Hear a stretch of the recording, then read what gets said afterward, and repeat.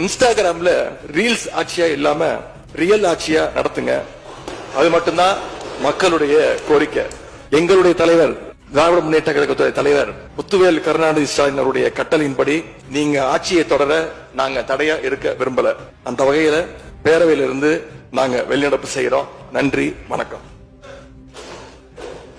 Social மீடியால மக்கள் உங்களை பார்த்து கேள்வி கேட்க ஆரம்பிச்சிட்டாங்க. என்ன கேட்கறாங்க தெரியுமா? அந்த ஊழல் சக்தியோடு சேர்ந்து இருக்கக்கூடிய ஆளுங்கட்சிய இப்ப என்ன சக்தின்னு கூப்பிட போறாங்க. கிளீன் கவர்மெண்ட் சொன்னாங்க. இதுதான் உங்க கிளீன் கவர்மெண்ட் லட்சணமானு மக்கள் கேட்க ஆரம்பிச்சிட்டாங்க.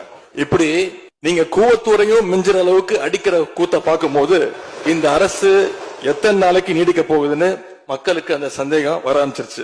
முதல் கோணலே முற்றிலும் கோணல்ற மாதிரி உங்க நடவடிக்கை எல்லாமே இன்னைக்கு நடந்துகிட்டு இருக்கு. இப்படி எம்எல்ஏக்களை எல்லாம் கடன் பெற்று ஆட்சி நடத்துகின்ற முதலமைச்சர் தான் அளித்துள்ள போலி வாக்குறுதிகளை நிறைவேற்ற முடியாதுன்னு தெரிஞ்ச உடனே முந்தைய அரசு, அதாவது எங்களுடைய அரசு வளர்ச்சிக்காக பெற்ற கடன் குறித்து தவறான கருத்துக்களை தந்து மக்களை இன்னைக்கு திசை திருப்ப முயற்சி செஞ்சு கொண்டிருக்கிறார்.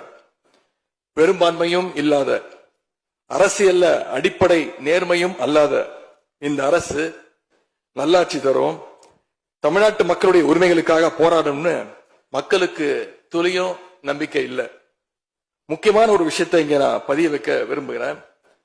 உங்களுக்கு ஓட்டு போட்ட மக்களே நடக்கிறதெல்லாம் பார்த்துட்டு ஒரு பெரிய தப்ப பண்ணிட்டோமோன்னு இன்னைக்கு வருத்தப்பட ஆரம்பிச்சுட்டாங்க.